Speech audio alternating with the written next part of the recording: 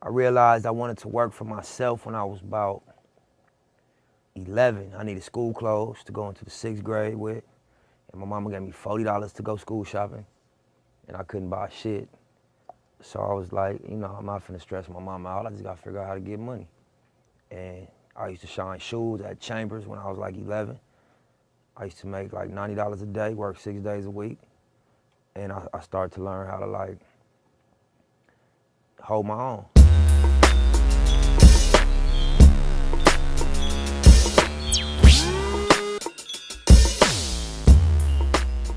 Death Row was indie. You know what I'm saying? Suge Knight owned the masters. You know what I mean? Dog Food was indie. That came out. Interscope didn't put that album out. That came out Death Row / the indie distributor. That was the first independent record to ever be #1. You know what I'm saying? And so we come from that.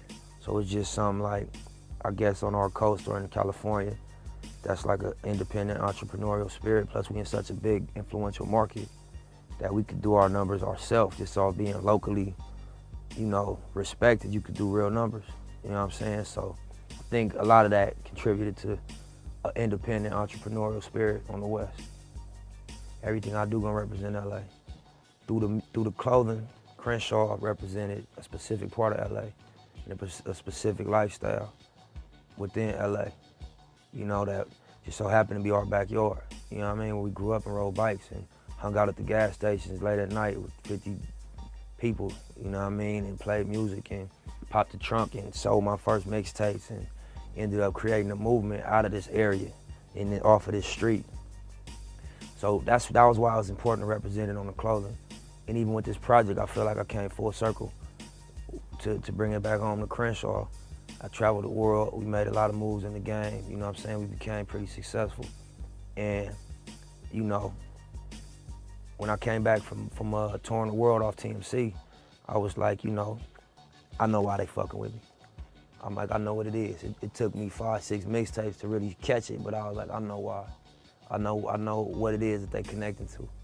And so Crenshaw was me trying to just saturate the thing with a project with the type of raps and the type of music that they've connected to me for. I think they like the raw, unapologetic LA story from me. You know what I'm saying? That's what they expect from me. And so that's what I'm gonna give them on the album, and just moving forward, that's what they're gonna get from me. We still building the team out, you know what I'm saying? But, we got a potential company that we gonna, take on their roster, and work for their product releases first.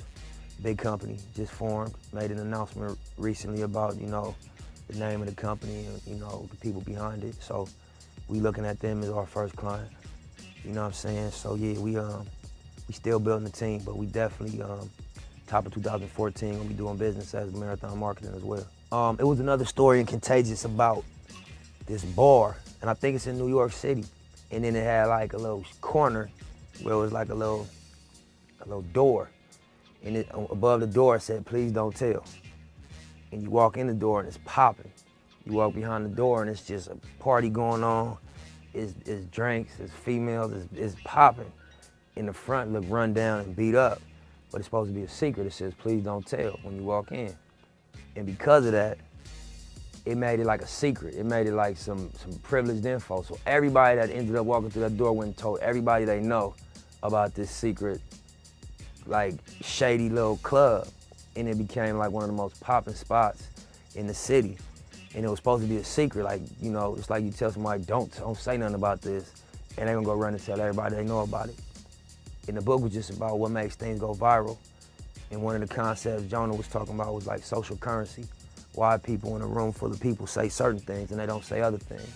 Because certain things have social currency, certain things have value, make you look cool, make you look like you in the loop, make you look like you know some shit.